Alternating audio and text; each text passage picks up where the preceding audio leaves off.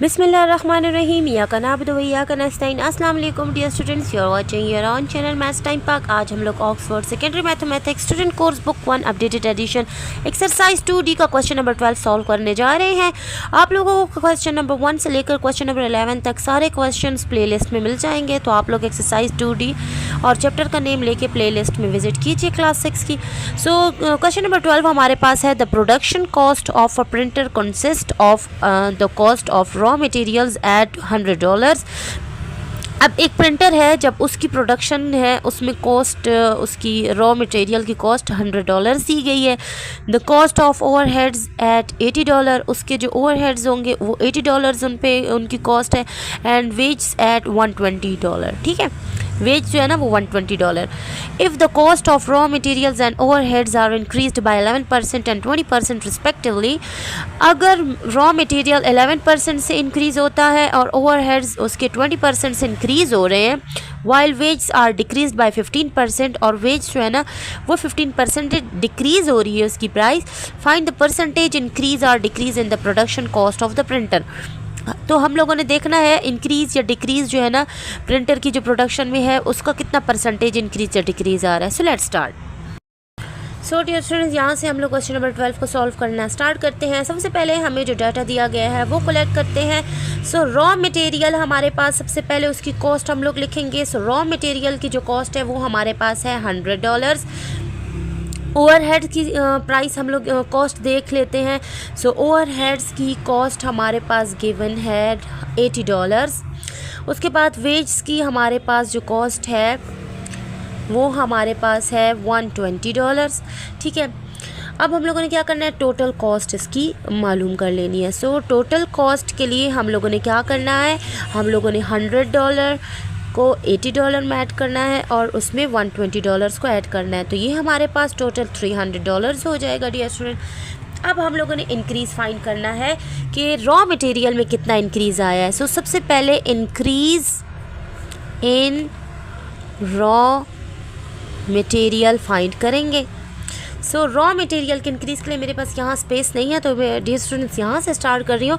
हमारे पास $100 दिए गए हैं, ठीक है, और उसमें इंक्रीज़ कितने का आया है, हमारे पास रॉ मटेरियल में 11% का इंक्रीज़ आया, तो हमारे पास क्या होता है 11% ऑफ $100 हम लोग फाइंड करेंगे, ठीक है। और ये तो इसकी प्राइस थी, इसमें ये इंक्रीज़ आया है, हम इसको फाइंड करेंगे तो ये $100 हो जाएगा। 11% means 11 divide by 100, of means multiply by 100। सो 100 से कैंसिल हो जाएगा और 100 प्लस 11 हमारे पास $111 आ जाएगा।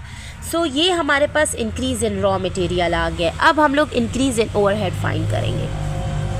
सो नेक्स्ट हम लोग लिखेंगे इंक्रीज़ इन ओवरहेड, ठीक है।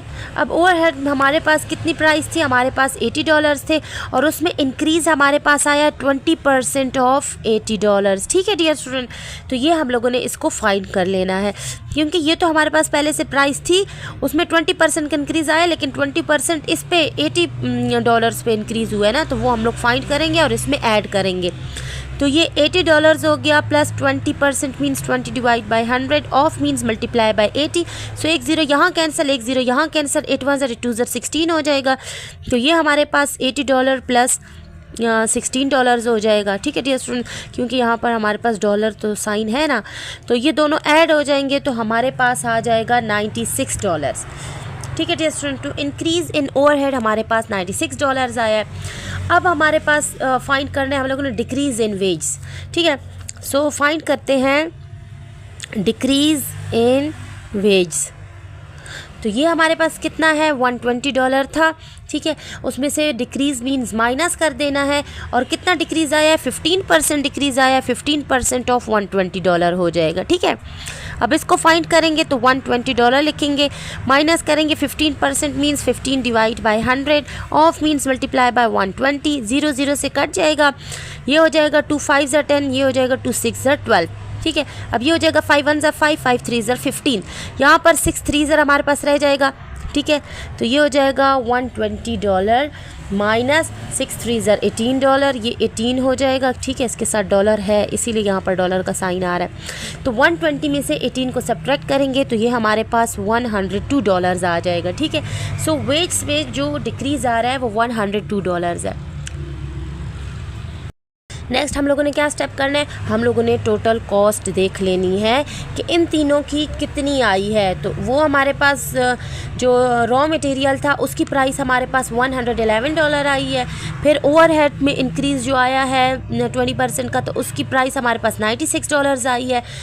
और डिक्रीज़ आया था वेज में 15% का, उसकी प्राइस हमारे पास $102 आई है। तीनों को ऐड करेंगे तो हमारे पास $309 आ जाएगा, ठीक है।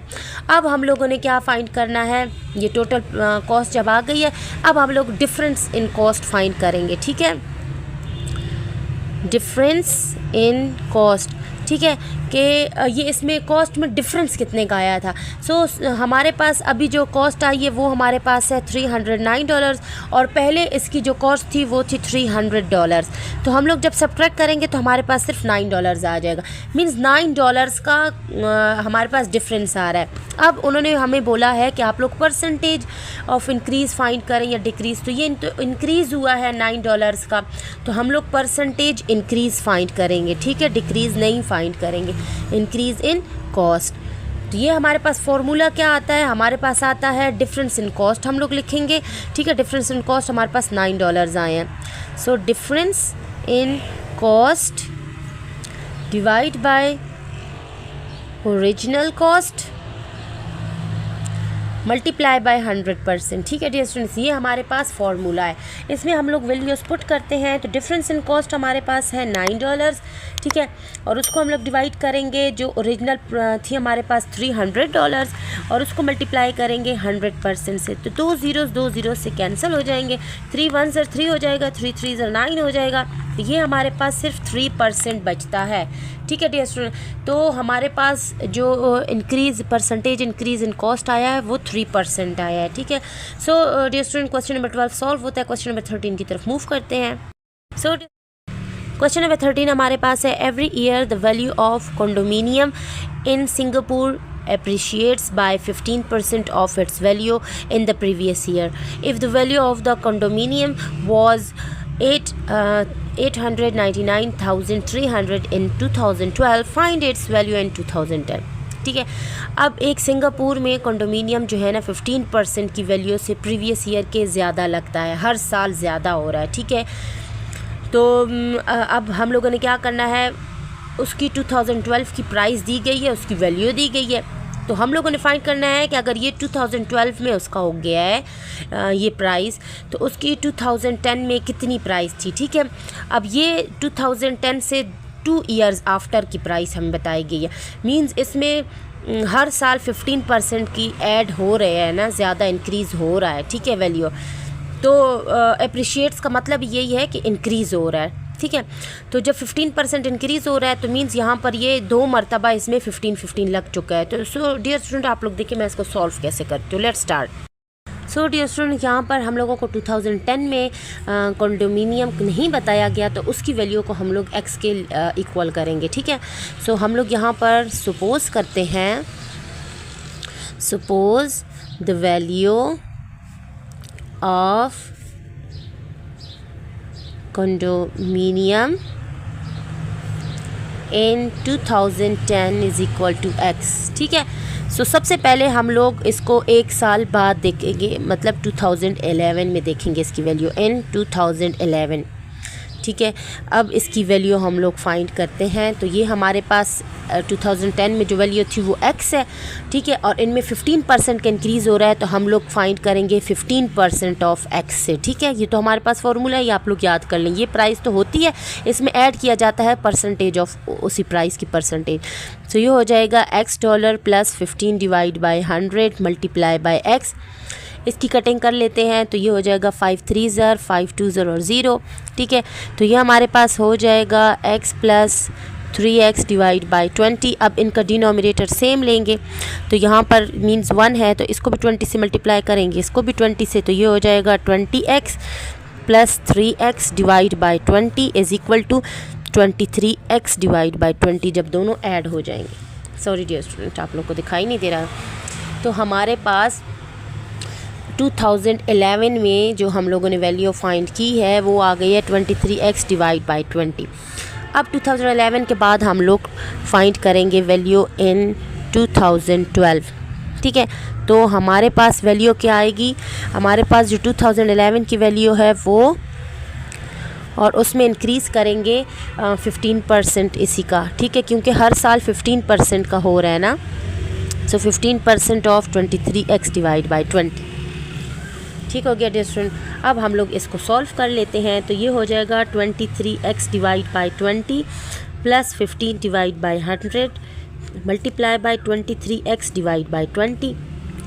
तो अब इसकी कटिंग कर लेते हैं, 5 3s एंड 5 4s, ठीक है, और इसको मल्टीप्लाई कर लेते हैं, सॉल्व भी कर लेते हैं। 23x डिवाइड बाई 20 हमारे पास आ जाएगा, और यहाँ पर हो जाएगा प्लस, और इनको मल्टीप्लाई करके ये हो जाएगा 69x, क्योंकि 3 3s 9 एंड 3 2s 6 हो जाएगा, और 100 4s हमारे पास 400 हो जाएगा।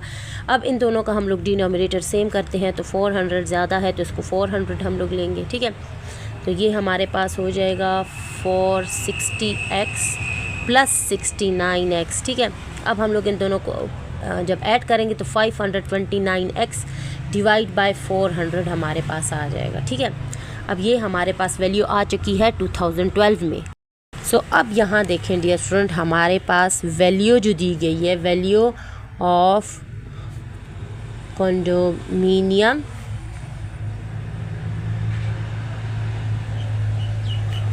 इन 2012 हमारे पास कितने डॉलर्स दिए गए हैं, 899,300 दिया गया, ठीक है। अब यहाँ पर कंडोमिनियम की जो वैल्यू है 2012 की उसको लिखेंगे, तो वो है 529x डिवाइड बाय 400, और उसको इक्वल कर देंगे 899,300 डॉलर्स के। तो यहाँ पर हमारे पास x की वैल्यू रहनी चाहिए, और इस सब को हमने यहाँ मूव करना है। तो ये यहाँ पर डिवाइड हो रहा है, तो ये यहाँ पर जाके मल्टीप्लाई हो जाएगा। 529x is equal to 899,300 multiply by 400 हो जाएगा। ये यहाँ चला जाएगा, ठीक है, यहाँ डिवाइड हो रहा है, मल्टीप्लाई हो जाएगा। अब ये यहाँ पर इससे मल्टीप्लाई हो रहा है, तो यहाँ जाके डिवाइड हो जाएगा। x is equal to 99,300 multiply by 400 divide by 529, और इस सब को जब हम लोग कैलकुलेटर पे सॉल्व करते हैं तो ये हमारे पास कितने डॉलर्स आ जाएगा, ये आ जाएगा 680,000, ठीक है, ये हमारे पास आ जाएगी। तो इस तरह हमारे पास जो वैल्यू आई है, the value of condominium in 2010 is 680,000। Okay dear student, इस तरह हमारा क्वेश्चन नंबर 13 भी सॉल्व होता है। नेक्स्ट क्वेश्चन के लिए इंशाल्लाह फिर मुलाकात करेंगे, तब तक के लिए स्टे ट्यून्ड, कीप वॉचिंग, अल्लाह हाफिज़।